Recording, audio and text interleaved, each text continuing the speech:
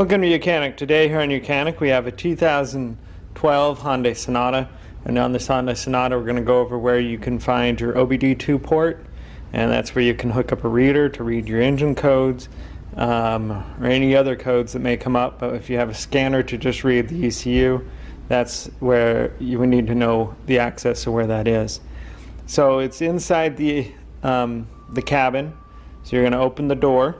And right down here, just below the steering wheel, and right here is where this OBD-II port is located. Sometimes on vehicles they can be located behind a little cover or whatnot, but this is just right here.